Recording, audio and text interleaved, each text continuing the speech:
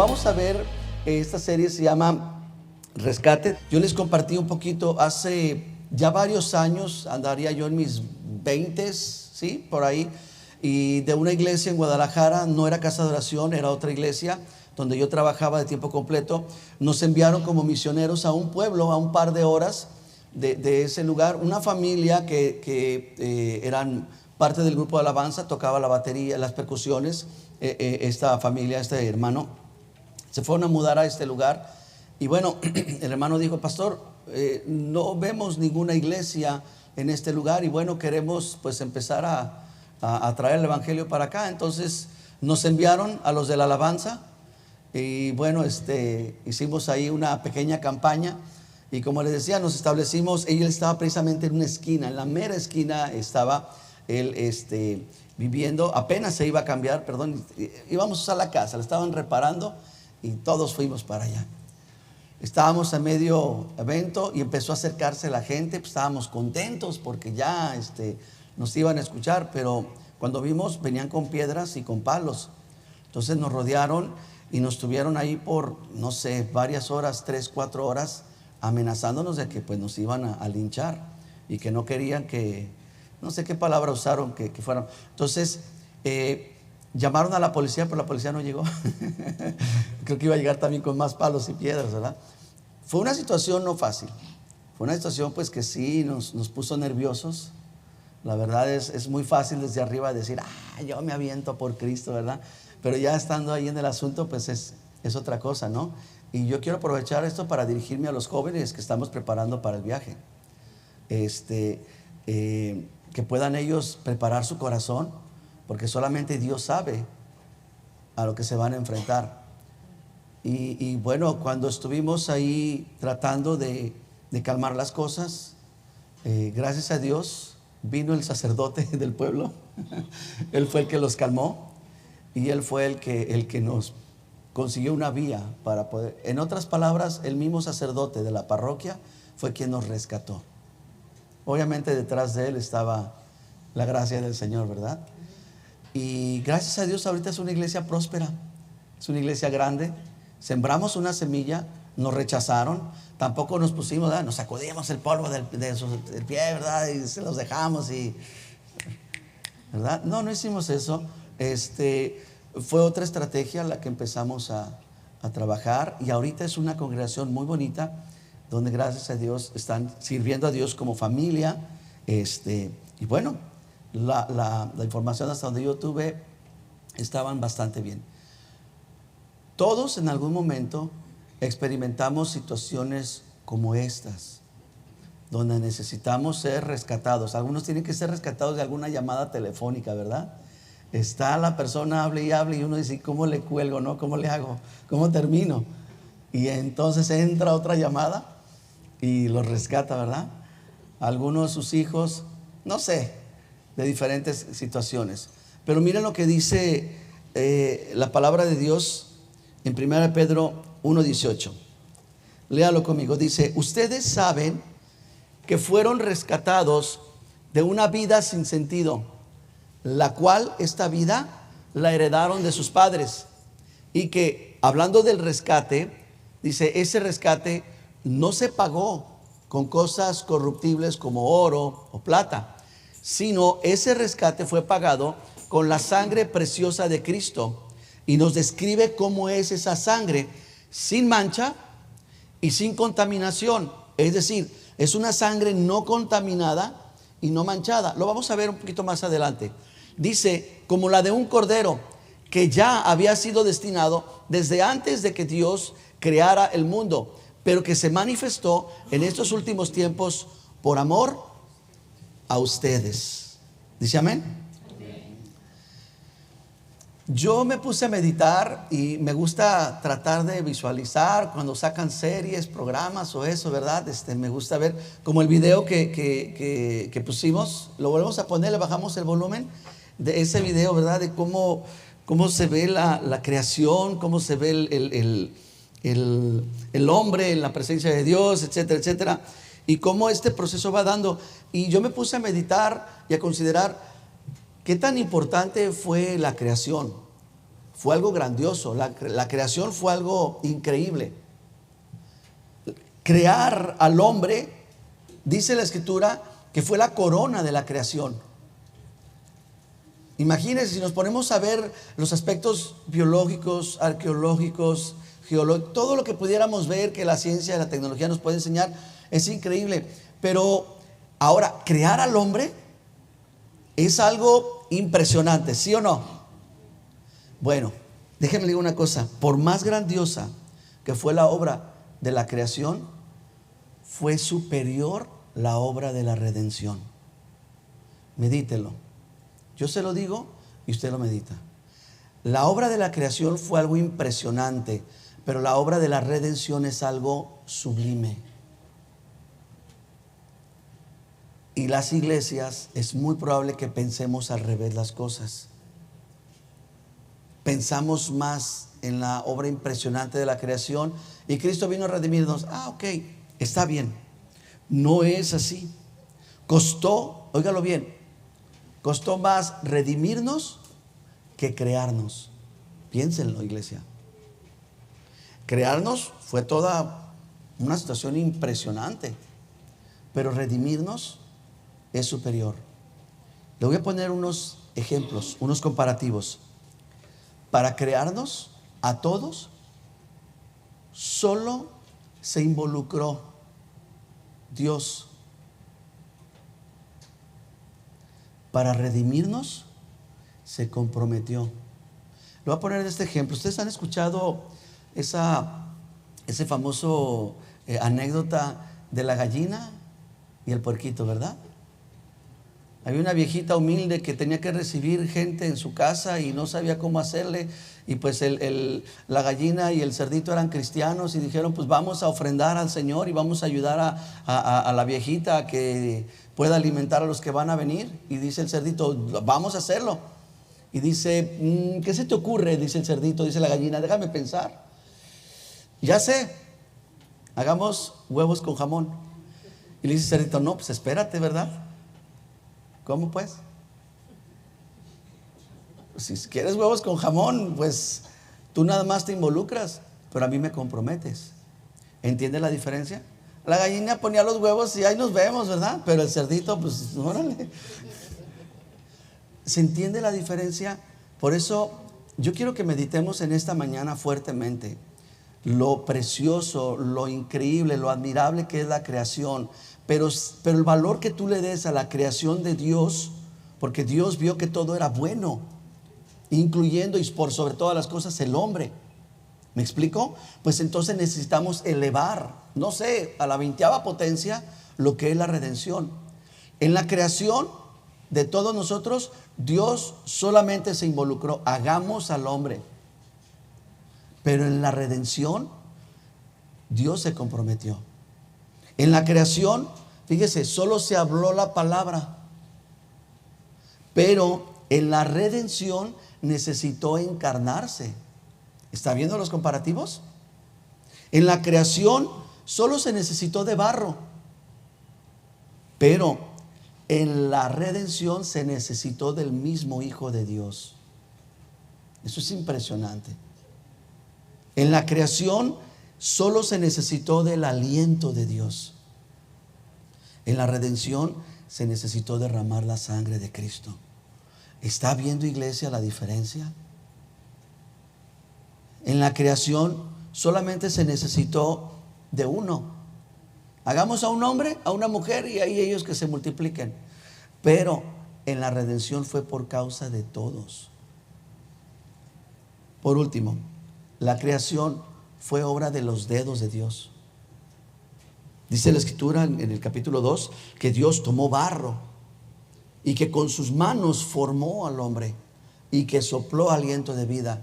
Pero en la redención se necesitaron ambos brazos de Cristo. Hermanos, no podemos ser una iglesia que no valoremos la redención como algo superior a lo que sea. Para lograr la redención se ocupó un rescate. Venga a ver rápido conmigo el término redención. Bueno, ahorita lo vemos. La palabra redención es una de las características esenciales para la salvación. Dios no pudo decir, bueno, salvo al hombre y ya. No, no, no. Espérate. Tienes que cumplir con tu propia palabra y tienes que actuar de una manera redentora. Por eso la redención es una, si no es que la característica más importante. La redención especifica el costo de la salvación. ¿Qué hace la redención? Nos da a saber cuánto costó la salvación y la forma en que se pagó esta redención. ¿A quién se le pagó por nuestro rescate? Aquí hay de tres nada más. La redención se le puede pagar al que te secuestró,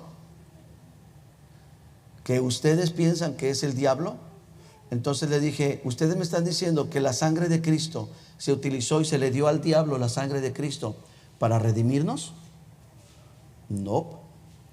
Entonces, la sangre de Cristo se le dio a Dios para que también nos redimiera. Entonces, Dios nos tenía cautivos. ¿Y para qué nos queremos librar de Dios si ya nos tiene Dios? Si lo que queremos es volver a Dios. Ni nosotros nos entendemos. Le dije, hay un solo versículo en la Biblia en el cual yo me fundamento y no me muevo de ahí, y ojalá que ustedes también lo hagan. Dice que Cristo vino a redimirnos de la maldición de la ley.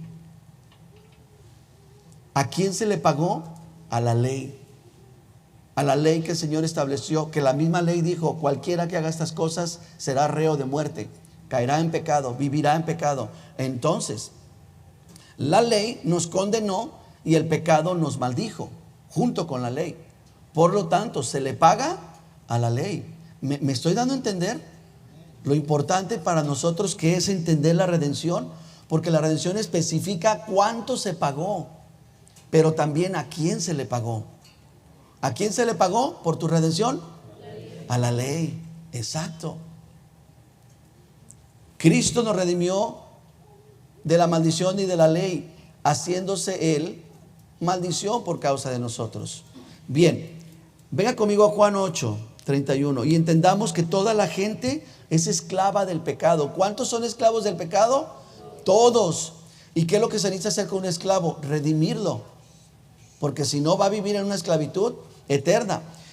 Mira lo que dice: todo esclavo que está obviamente condenado, está condenado por la ley. Y mira lo que dice: Jesús se dirigió a sus discípulos, a los judíos, que habían creído en él, y les dijo: si se mantienen fieles a mis enseñanzas, serán realmente mis discípulos y conocerán la verdad, y la verdad los hará libres. Vea el cuadro. Está Jesús lleno de gente, hay una multitud de personas, pero se dirige precisamente a los de su propia raza y les dice: si ustedes se mantienen fieles a mis enseñanzas, hasta entonces serán llamados mis discípulos. La pregunta aquí, como paréntesis, nadie la respondemos, todos no la hacemos: ¿quiénes seremos discípulos de Cristo? Porque aquí la cuestión es que él dice: si se mantienen firmes, entonces serán llamados mis discípulos. Seguidores, muchos. Discípulos. Conocerá la verdad y la verdad los hará libres. Observe, lo que nos está diciendo es de que nosotros somos, que el discipulado crea una relación entre el pecador y la verdad. ¿Quién es la verdad? Cristo. ¿Y qué está diciendo? La verdad los hará libres. Entonces, permanecer en Cristo crea un plan de discipulado, y eso nos permite conocer al Maestro, a la verdad, y la verdad nos hace libres. Hay una necesidad de todos de ser rescatados. Vamos a ver qué respondieron los que se consideraban discípulos, los que se consideraban creyentes, los que se consideraban seguidores. Le vuelvo a leer: Jesús se dirigió a los judíos que habían creído en él, ya habían creído en él. Ahora mire lo que dijeron ellos como buenos discípulos: nosotros somos descendientes de Abraham, contestaron, y nunca hemos sido esclavos de nadie. ¿Cómo puedes decir que seremos liberados? Y aquí es donde yo meto mi cuchara. Yo digo, pido la palabra. Están diciendo ellos que son descendientes de Abraham y que nunca han sido esclavos, escuchen, en la época de los jueces fueron esclavos de los mesopotamios, de los sirios, de los moabitas, de los filisteos, la época de Sansón, a algunos les va a sonar, de los cananeos, de los madianitas y de los amonitas. ¿Qué? ¿Y esos qué? ¿Se les olvidó a estos judíos que habían sido esclavos de ellos? Peor tantito, tengo otro punto. Todos estos fueron invasores que llegaron a la tierra de ellos y fueron echados fuera. Pero Dios permitió 3 dispersaciones, es decir, diásporas o que los echen fuera de su país. La primera fue con los asirios, la segunda con los babilonios y la tercera y última con los romanos. ¿Y se atreven a decir que no han sido esclavos de nadie? Ahora observen, iglesia, ¿quiénes son los que están diciendo que nunca han sido esclavos? Los seguidores, los creyentes en Cristo. Espero que no sea nuestro caso, porque podemos ser seguidores y creyentes de Cristo y nunca habernos sentido esclavos, nunca habernos sentido que estábamos secuestrados. Es vital esto. Vamos a ver lo que respondió Jesús, versículo 34. Respondió Jesús y dijo lo siguiente: les aseguro que todo aquel que hace el pecado, esclavo es del pecado. Ahora bien, el esclavo no se queda para siempre en la familia, pero el hijo sí queda para siempre. Versículo 36. Así que si el hijo lo libera, serán ustedes verdaderamente libres. Tenemos a un pueblo que sigue a Jesús, que cree en Jesús, pero que no cree en la esclavitud, que nunca se ha sentido esclavo. Si Dios no perdona y provoca la reconciliación bajo un simple perdón y una simple reconciliación, porque Él no lo va a hacer, entonces hay un problema. Él tiene que comprarlas. Estamos hablando de la gente, de las vidas. Dios no puede venir y decir te perdono, te perdono, te perdono y te libero. No, Él tiene que comprarlas, porque el que practica el pecado es ¿qué? Esclavo del pecado. Vamos comprendiendo poco a poco lo que Pedro le está diciendo a sus discípulos. Léalo conmigo una vez más, 1 Pedro 1:18.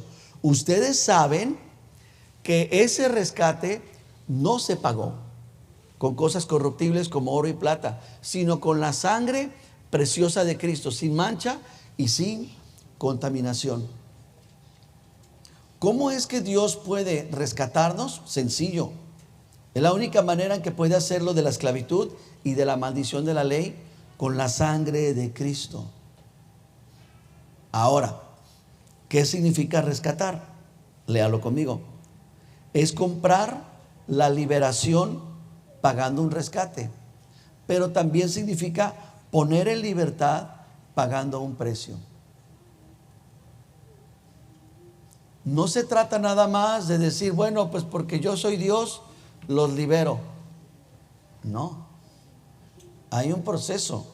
Estamos hablando de la palabra rescatar y de la palabra redimir. Mira lo que dice Ezequiel 18:4. Y lo que nos está diciendo es que estamos bajo un juicio. Dice, todas las almas son mías. ¿Quién está hablando? ¿Satanás? Piénselo. ¿Quién cree que está hablando? ¿El diablo? Es Dios. Es Dios. Aunque la gente le venda su alma al diablo, ¿a quién le pertenece? A Dios. No teman al que mata el cuerpo, sino al que tiene el poder de echarte de abajo. Todas las almas son mías. Como el alma del Padre, así el alma del Hijo es mía. Por lo tanto, eso es lo que estableció Dios. El alma que pecare, esa morirá. ¿Y por qué estoy mencionando esto? Porque tenemos un problema con Dios. El problema con Dios es que no cambia de opinión. ¿Cómo quisiéramos, verdad, poder convencer a Dios de muchas cosas? Pero Dios no cambia. Dios permanece para siempre. No lo podemos convencer de nada. No lo podemos convencer en algo que concluyó. Hay gente pues que podemos tomar una decisión, ¿verdad? Y no van a ir, decimos, ¿verdad? Y al ratito, ¿verdad? Hasta yo fui. Y como dice, y es la última palabra que digo, ¿verdad? Y al rato. Nosotros podemos cambiar de opinión, somos cambiantes. Dios no. ¿Y sabe por qué no cambia de opinión? Porque Él ya concluyó en algo. Y algo que concluye no se le mueve. Y no se le mueve por esto, porque Él conoce el fin de las cosas desde el principio de ellas. ¿Qué fue lo que leímos en Pedro? Que dice, no se pagó con plata o con oro, se pagó con la ¿qué? Con la sangre de Cristo. Nuestro Dios conoce todas las cosas desde el principio. Yo en la mañana del viernes prendí mi celular y puse las noticias. Dije, me voy a enterar qué está pasando en el mundo, ¿verdad?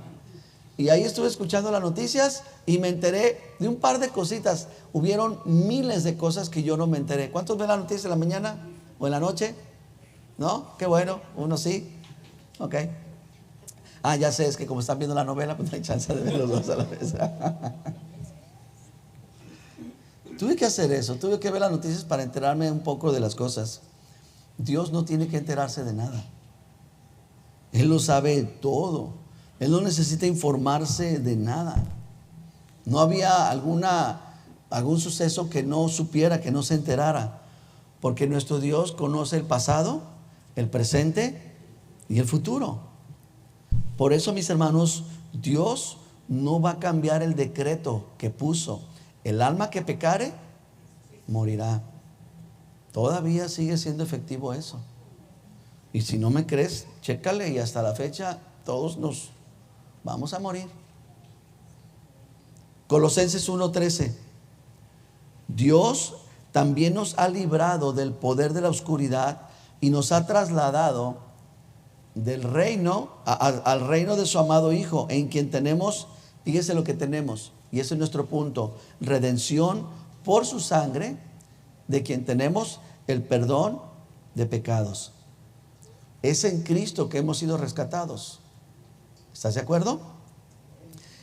Él es el que nos ha trasladado del peligro, de la condenación, del repruebo, del rechazo, a la seguridad. Él es quien nos movió de la muerte a la vida. Ahora síganme en todos estos puntos, porque necesitamos entender a Pedro, porque él escribe esto a sus discípulos. Venga conmigo a Salmo 49, 7 y 8. Ningún ser humano puede salvar a su hermano. Ni uno puede dar nada a Dios a cambio de su vida. El rescate de una vida tiene un ¿qué? Alto precio. Y ningún dinero será jamás suficiente. ¿Cuántos tienen un pariente que no es cristiano, que no es creyente? Levante la mano para hacer un chequeo. Uy, pues todos. ¿Sabes cuánto vale rescatarlo? Es un alto precio. Nada de que vamos a echarnos aquí un culto para sacar al hermanito de quién sabe dónde, ¿verdad? Del purgatorio. O vamos a hacer ayuno y oración para salvar su vida. Es un alto precio que ningún mortal puede cubrirlo. Y la Biblia es clara en eso. La humanidad no puede pagar nada. No tenemos el valor. Pedro le dijo a sus discípulos, y sus discípulos sabían que no habían sido rescatados con cosas materiales. Los discípulos de Pedro sabían que fueron rescatados con la sangre de Cristo. La pregunta es, ¿ustedes lo saben? Si nosotros somos iglesia, si yo estoy pastoreando esta congregación, a mí me interesa que lo tengan bien claro. ¿Cómo podemos ser redimidos? ¿Cómo podemos ser rescatados? Bueno, por la sangre de Cristo. Ahora, venga conmigo otra vez a Pedro. Ojalá que se lo pudieran aprender de memoria. Vamos a leer. Dice, fueron rescatados. ¿Qué fuimos? Rescatados. Ahora observe. Con la sangre preciosa de Cristo, sin mancha y sin contaminación, como la de un cordero. La sangre de Cristo corría por las venas del Señor. y por el hecho de tener la sangre, ¿con eso ya? No. La sangre de Cristo tenía que ser derramada. Si no es derramada, de nada sirve. ¿Me estoy dando a entender? Hay un proceso que necesitaba la sangre de Cristo. Por sí sola no nos podía salvar. Tendría que ser derramada. Por eso Pedro fue muy cuidadoso a decir la sangre preciosa de Cristo. Número 1, sin mancha. Es decir, no heredó pecado en su nacimiento. No está manchada. Número 2, sin contaminación. No se contaminó en el camino. Y número 3, dice como la de un cordero. ¿Por qué dice de un cordero? Porque recuerdan cómo era el sacrificio para limpiar los pecados, más bien para cubrir los pecados de un pueblo. Era que el cordero tenía que derramar su sangre. Por eso se necesita, vean todo el proceso. Fueron rescatados, no con dinero, sino con la sangre de Cristo. ¿Cómo? Derramándola.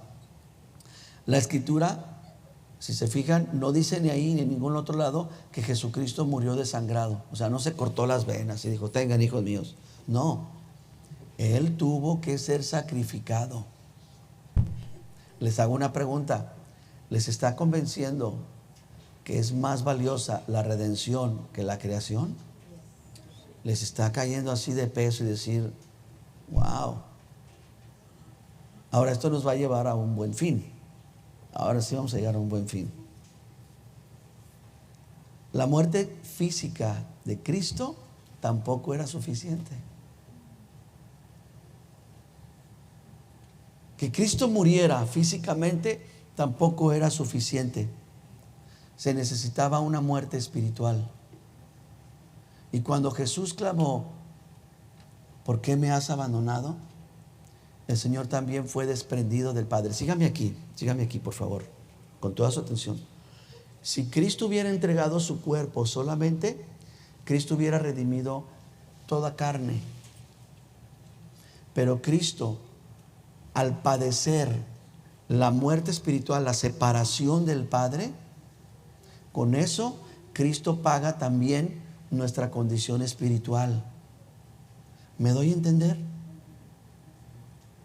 Nosotros necesitamos todo el paquete. Somos espíritu, somos alma y somos cuerpo. ¿Cuántos creen que son salvos? Levante la mano, déjenme hacer un chequeo. ¿Que creen que son salvos? Ok, a ver. Ok, bajen la mano. ¿Cuántos se sienten salvos? Ok. Muy bien.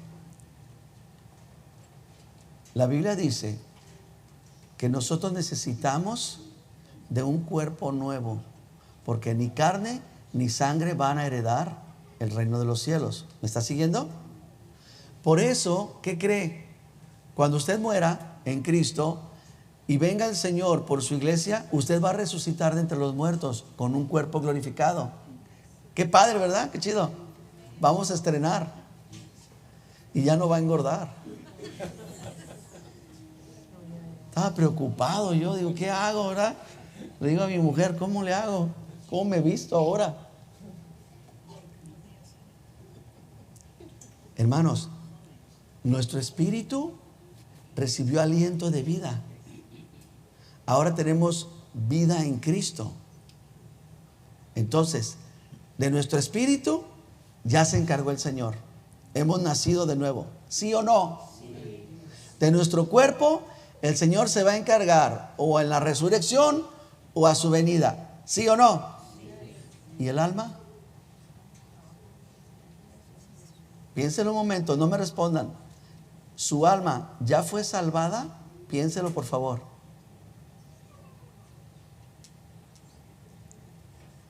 ¿Qué es el alma? Tus pensamientos, tus emociones y tu voluntad. ¿Hacia dónde te lleva tu voluntad? ¿Te lleva corriendo así desesperado por llegar a la iglesia? Decir, no, hombre, estaba desesperado, ya es domingo, voy corriendo a la presencia de Dios. ¿Así te lleva el alma? Arrastrando, así que no puedes más, no duermes, no comes, porque ansiabas estar en la presencia de Dios.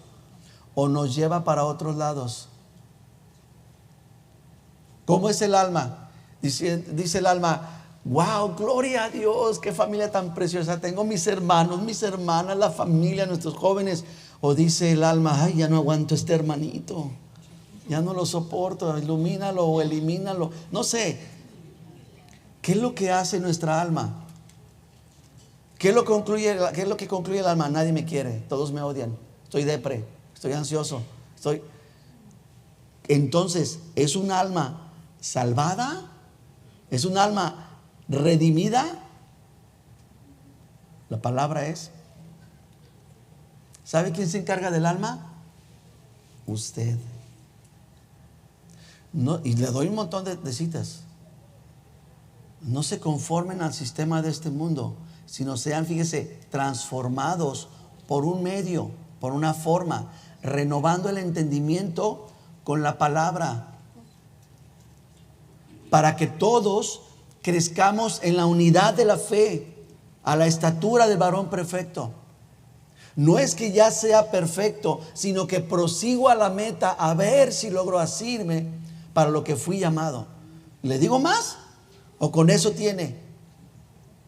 Necesitamos procesar nuestra alma, la palabra, para que ésta encuentre la salvación. Ocúpense de la salvación de su cuerpo, ¿verdad que dice? ¿De su qué? ¿De su espíritu? Ocúpense de la salvación de su alma con temor y con temblor. En aquel día me dirán: Señor, nosotros hicimos todo este asunto, pero no te conozco. Necesitamos al Señor, el Señor nos entregó a nosotros este trabajo precioso, ocuparnos de nuestra alma. Oren por sus pastores, porque ellos son los que velan por sus cuerpos, ¿verdad? A ver, hermano, véngase conmigo, vámonos al gym, ¿verdad? No, son los que velan por sus espíritus, son los que velan por su alma. ¿Entendemos? Necesitamos saber que Cristo entregó el espíritu voluntariamente para que nuestro espíritu fuera renacido de nuevo. ¿Cómo rescató nuestro espíritu? ¿Cómo nos dio vida? ¿Sabe cómo? Cargando con todos los pecados del mundo. En mis 51 años, híjole, he cometido de pecados. Dice la Biblia que no alcanzarían todos los libros del mundo para escribir todas las hazañas de Cristo. Le digo una cosa: es probable que tampoco alcancen todos los libros para escribir todos los pecados que yo he cometido. Son muchos, y Cristo cargó con ellos. ¿Qué es más importante, la creación o la redención? Eso esperamos, ¿eh? Vamos a ver. Dame otra vez 1 Pedro, el que sigue. Ustedes saben, ya lo saben, pero ahora lo que saben es que ya había sido destinado desde antes que Dios creara el mundo, pero se manifestó en los últimos tiempos. Miren, Dios planeó mandar a su Hijo como el Redentor encarnado desde antes de la fundación del mundo. Eso es algo que a uno no le puede caber en la cabeza. La muerte de Cristo fue planificada, no fue un accidente, no fue una serie de circunstancias, fue planeada. Yo les hago una pregunta, a ver, pónganme toda su atención. A ver, ¿cuántos solteros? Voy a empezar con los solteros. Levanten la mano los solteros. Ok, hay varias. Les hago una pregunta, mis hermanos. ¿Se casarían un año antes de divorciarse? Es decir, ¿se casarían si supieran que dentro de un año se van a divorciar? ¿Cuántos necesitan un negocio? Abrir un negocio. A ver, levántalo. ¿Quién quisiera abrir un negocio? Sí, sí. Ok. ¿Abrirían una empresa destinada al fracaso? ¿Tampoco? No me está saliendo mi dinámica. ¿Cuántos están en la escuela estudiando? Levante la mano. Estudiantes que tenemos. A ver, allá atrás. Sí. Les hago una pregunta. ¿Estudiarán una carrera que nunca van a ejercer? ¿Ustedes qué dicen? ¿Tampoco? Dios mío. La última. Va para todos. ¿Se practicarían una cirugía de la cual saben que no van a sobrevivir? Tampoco. Sí me salió la dinámica.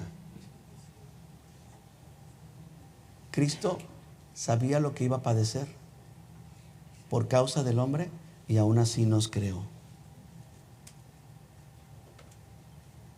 Si yo sé que voy a tronar, yo no me caso.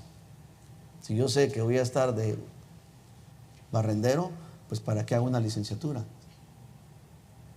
Si yo sé que voy a abrir un negocio y no va a funcionar para nada, pues ¿para qué me meto en problemas? Pero el Señor aún así nos creó. Dios, miren, Dios no se asombró cuando Adán y Eva pecó. No se asustó, dijo, ay, mis hijos, ¿ahora qué hicieron? No. La obra de Cristo se ve en dos perspectivas. El mundo la ve de una manera, pero la iglesia la tiene que ver de otra manera. Para el mundo, y de hecho en una ocasión el último papa lo dijo, Jesucristo fue un fracaso. Eso es lo que el mundo piensa, que lo que Cristo hizo fue un completo fracaso. Muchos historiadores dicen que Jesucristo fue un hombre al que asesinaron cruelmente. ¿Cuál debe ser la opinión de la iglesia? La opinión de la iglesia, así firme, rápido de responder, es: Cristo dio su vida por los pecadores. Eso es lo que hizo Cristo. Para la iglesia eso debe de representar la muerte de Cristo, no un fracaso, no una derrota, no un mal plan. Cristo fue predestinado para esto. Estoy casi a punto de concluir. Vamos a hacer el culto muy compacto, pero quiero que todos con su atención vengan y leamos estos textos bíblicos. Nos vamos a ir uno tras otro y yo les voy a comprobar con la palabra cuántas cosas fueron predestinadas, que solamente fueron mencionadas por los 3 evangelios, pero detrás de eso hay miles más. ¿De acuerdo? Venga a leer conmigo. ¿Qué tan predestinado estaba? Darás a luz un hijo, llamará su nombre Jesús, salvará al pueblo de sus pecados. Todo esto aconteció para que se cumpliese lo dicho por el profeta: una virgen concebirá, dará a luz un hijo, le llamará su nombre Emmanuel. Jesús y su familia estuvo allá hasta la muerte de Herodes, para que se cumpliese lo dicho por el profeta: de Egipto llamé a mi hijo. Habitó en Nazaret, para que se cumpliese lo que fue dicho por los profetas, que habría de ser llamado Nazaret. ¿Está leyendo conmigo, verdad? No me está dejando aquí solito. Y dejando Nazaret, habitó en Capernaum, ciudad marítima. Fíjese, una ciudad que era costera, en la región de Zabulón y Neftalí, para que se cumpliese lo dicho por el profeta Isaías: tierra de Zabulón y de Neftalí, camino del mar. Y echó fuera Jesucristo a los demonios y sanó a todos los enfermos, para que se cumpliese lo dicho por el profeta Isaías: él mismo tomó nuestras enfermedades y llevó nuestras dolencias. Les encargaba Jesús a las personas que no lo descubrieran, para que se cumpliese lo dicho por el profeta Isaías: he aquí mi siervo, a quien he escogido, mi amado, en quien se agrada mi alma, pondré mi espíritu sobre de él. Todo esto habló Jesús por parábolas, para que se cumpliese lo dicho por el profeta: abriré en parábolas mi boca, declararé cosas escondidas desde la fundación del mundo. Esto aconteció para que se cumpliese lo dicho por el profeta: digan a la hija de Sión, he aquí viene tu rey a ti, manso, sentado sobre una asna, sobre un pollino. Cuando lo crucificaron, repartieron sus vestidos, echando suertes, para que se cumpliese lo dicho por el profeta: partieron entre sí mis vestidos, y sobre mi ropa echaron suertes. Vamos a ver qué es lo que dijo Juan. ¿Ya vio todo lo que dijo Mateo? Un montón. Ahora venga conmigo a lo que dice Juan. Yo tengo mayor testimonio que el de Juan, dijo Jesús, porque las obras que el Padre me dio para que cumpliese, las mismas obras que yo hago, dan testimonio de mí, que el Padre me ha enviado. Para que se cumpliese también la palabra del profeta Isaías: Señor, ¿quién ha creído a nuestro anuncio, y a quién se le ha revelado el brazo del Señor? También dijo: cuando estaba con ellos en el mundo, yo los guardaba en tu nombre. A los que me diste, yo los guardé. Ninguno de ellos se perdió, sino el hijo de perdición, para que la escritura se cumpliese. Capítulo 18. Respondió Jesús: les he dicho que yo soy. Si me buscan a mí, dejen ir a estos, para que se cumpliese aquello que había dicho: de los que me diste, no perdí ninguno. En el mismo capítulo 18 dijo Pilato: tómenle ustedes y júzguenle según su ley. Los judíos le dijeron: a nosotros no nos está permitido darle muerte a nadie y queremos que lo mates, para que se cumpliera la palabra que Jesús había dicho cuando a entender de qué muerte iba a morir. Juan 19: después de esto, sabiendo Jesús que ya todo estaba consumado, dijo para que ¿qué? La escritura se cumpliese: tengo sed. Y por último, les dijo Jesús: aquí ya resucitó. Estas son palabras que les hablé estando aún con ustedes, que era, a ver, dígalo usted, era necesario que se cumpliese todo lo que está escrito de mí en la ley de Moisés, en los profetas y los salmos. ¿Cómo ve? Y hay muchísimas cosas más que no están escritas. Yo puedo imaginarme en mi poca y limitada y diminuta imaginación al Padre, al Hijo y al Espíritu Santo. A ver, muchachos, venga, vamos a escribir, ¿verdad? Vamos a poner esto. A ver, vas a nacer de una virgen. Voy a nacer de una virgen. Y escribir cada uno de los detalles. ¿Y para qué hacemos esto? Pues sencillo. Porque cuando formemos a Adán y Eva, van a fallar. Vamos a crearlos, pero también vamos a tener que redimirlos. ¿No cree que es impresionante esto? Yo sí lo creo. Yo sí creo que esto arrebasa todas nuestras expectativas. Vente conmigo, Francis, por favor. Iglesia, esta nada más va a ser la introducción de lo que vamos a ver, pero yo quiero que ustedes se vayan recordando algo, metiéndolo fuerte en el corazón, que nuestros niños también, porque yo sé que aunque estén en alguna cosa, me están escuchando, que puedan saber y tener firme de que la creación, que son una obra impresionante nuestros hijos, una obra biológica, una obra genética, wow, asombrosa, pero que nada de esto se compara con la redención. Ahora, esto nos debe de llevar a una cosa: ¿cuánto valgo? ¿Cuánto valgo yo como un ser humano, como un ser creado? La Biblia dice que vamos a darle cuentas a Dios de nuestro cuerpo. Valemos muchísimo como ser humano, pero hay algo que se le llama en mi país el IVA, que es el impuesto al valor agregado. En el reino de los cielos tenemos un IVA. ¿Y sabe cuál es? La redención, el rescate. ¿Cuánto vale un ser creado? Préstenme un niño, mándenme un niño, no un chiquito. ¿Cómo se llama? ¿Rodrigo se llama? A ver si ven, Rodrigo, a ver si quiere. Ven acá, mijo. Ven acá. Ven aquí, Rodrigo. Eres uno de mis favoritos. Ven aquí, súbete aquí. Te voy a levantar, ¿eh? ¿Cuánto vale este chico? ¿Cuánto vale este Rodrigo? Vale mucho.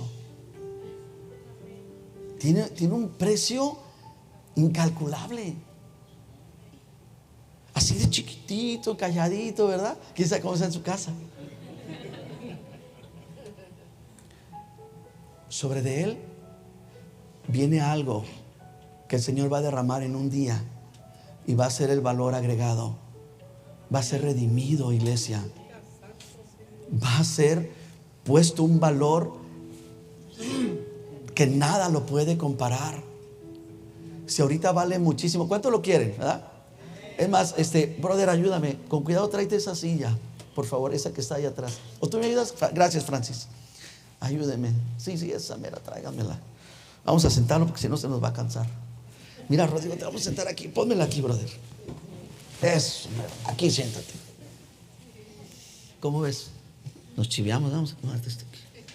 Vamos a predicar juntos. Esta vida tiene un precio impresionante. El gobierno ha creado leyes para protegerlo. El cielo ha creado leyes humanas, ha creado leyes, principios familiares, ha creado una serie de cosas que ahora sí lo protegen. El enemigo está como un león rugiente, porque este pequeño fue hecho a la imagen de Dios. Pablo se lo dijo a la iglesia en Corinto: dejen de pelearse, son hechos a la imagen de Dios. ¿Lo recuerdan? Vale un montón. El diablo quisiera devorarlo, pero no puede, porque el valor que Dios le puso es incalculable y no puede ser tocado a menos que Dios lo permitiera. Ok, este pequeño está a punto de empezar su proceso en el que necesita urgentemente ser redimido. Cuando él sea redimido, ¿sabes cuánto va a valer este pequeño? ¿Te está cayendo el 20? Yo no puedo venir y decirte esas palabras porque el que sigue. No, necesito echarte toda una terapia para que entonces pudieras entender, analizar todo lo que costó. En eso que estaba escrito, en eso que Dios se puso a escribir antes de formar todo, Él pensó en este pequeño y dijo: yo quiero que sea creado. Yo quiero y necesito específicamente los genes de este hombre y de esta mujer para que podamos crear un Rodrigo. Ahora que lo vamos a crear, necesitamos comprarlo, porque Rodrigo, si no es comprado, va a llegar a ser esclavo del pecado.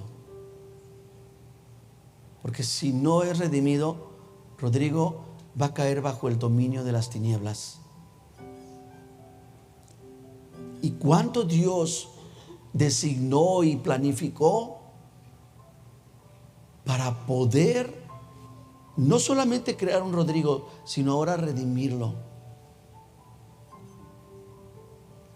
Cristo pudo encarnarse 1000 veces, lo hizo, lo podemos ver, lo que llamamos la figura preencarnada de Cristo, pero ninguna de ellas obtenía la sangre humana mezclada con la sangre de Dios, y necesitaba para que pudiera rescatarlo a él.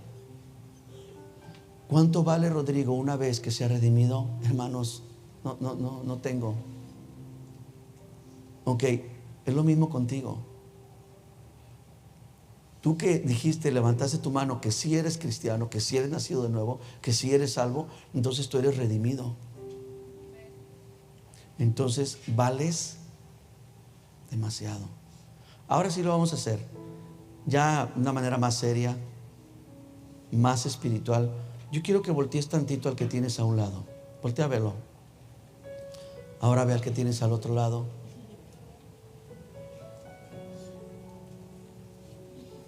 ¿Sabes que el que está a tu lado fue una persona creada por Dios, pero que ahora también fue redimida por Dios? Tienen un valor incalculable. Yo, ¿con qué autoridad? ¿Qué me da la autoridad a mí para ofenderlos, para lastimarlos, para rechazarlos? ¿Qué me da a mí eso?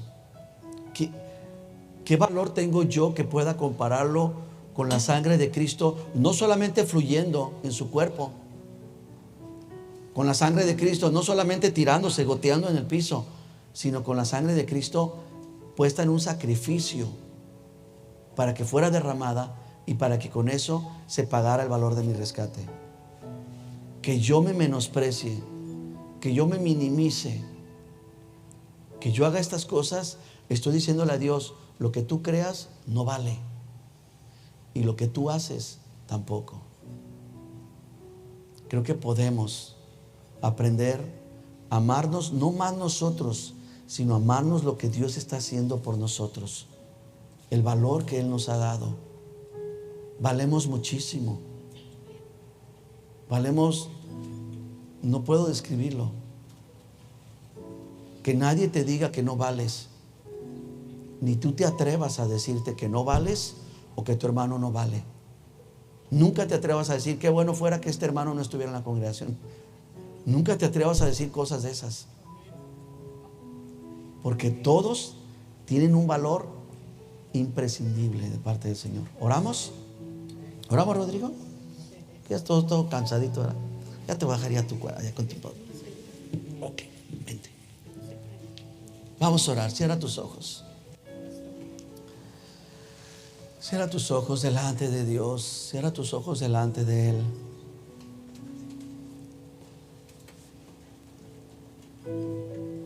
Te damos gracias, Dios. Estamos delante de tu presencia. Estamos reconociendo una cosa: cuánto valor le pusiste a la creación, y me refiero a la del hombre. Hablaste a los cielos, hablaste a la tierra, hablaste a las aguas. Se produjeron aves, animales, vegetación. Pero cuando hablaste del hombre, metiste tus manos. Fueron tus manos las que tomó el barro, no fueron ángeles. No fueron otra serie de creación o especies. Fueron tus mismas manos que tomaron el barro. Fue el aliento santo, puro, divino, que salió de tu boca, que provocó que este hombre se convirtiera en un alma viviente. Es algo asombroso. Es asombroso el que tú pudieras practicar la primer cirugía en todo el universo. Impresionante abrir al hombre y tomar una porción de él, y de esa pequeña porción formar a toda una mujer. Son cosas que nos asombran, que admiramos, que nos enseñan mucho, que tienen tanto escondido, tanta profundidad, tanto contenido. Pero te lo digo con tanto respeto, mi Dios, esa creación, esa obra no se compara con la obra de Cristo extendiendo sus brazos por nosotros. No se compara el decir vamos a hacer esto a decir voy a morir por esto. Señor, y todo esto fue porque tú decidiste rescatar a quienes habíamos sido cautivados, habíamos sido secuestrados, habíamos sido robados,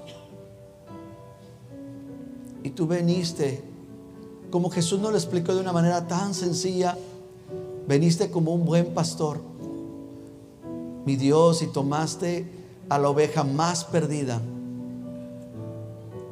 y éramos nosotros. Gracias, Señor, porque yo necesito entender cuánto vale tu iglesia. Yo necesito entender esto para que mi corazón no la menosprecie, para que mi corazón no mire con altivez a mi hermano, a mi hermana, puesto que a pesar de todos sus defectos, de todas sus deficiencias, tiene un valor incalculable. Fue creado con las manos de Dios, como lo declara tu escritura: mi embrión vieron tus ojos, en tu ley estaban escritas todas estas cosas. Fui formado, fui entretejido en lo más oscuro. Son cosas admirables, pero te pedimos que nos des espíritu de revelación y entendimiento para poder ver la manera en la que nosotros, no que fuimos formados, sino que fuimos rescatados, que fuimos redimidos. Te damos gracias, Padre, por la obra de Cristo. La vamos a amar, la vamos a respetar, y si vamos a exhibirla como una obra de teatro o un musical o en la forma que sea, lo vamos a hacer con tanto respeto, con tanto valor, con tanto cuidado, porque mi Dios es una sombra de algo que fue impresionante. Oramos, Señor, que tú te sigas glorificando en la vida de mis hermanos en la congregación. Ministra sus vidas, sus corazones, sana sus cuerpos, libérales, Señor, de sus angustias, y que la paz de Cristo, mi Dios, les llene, les sobreabunde en cada rincón de su pensamiento y de su alma. Ayúdanos, te necesitamos a ti, necesitamos tu espíritu para poder trabajar con esta alma. Es un trabajo que nos has encomendado, pero es imposible sin dos cosas: sin tu palabra y sin tu espíritu. Queremos honrar lo que hiciste en Cristo, y la manera en que lo vamos a honrar es nosotros trabajando en la salvación de nuestra alma, en el entendimiento, en obtener la mente de Cristo. Te damos gracias, Padre, en Cristo Jesús. Dice amén.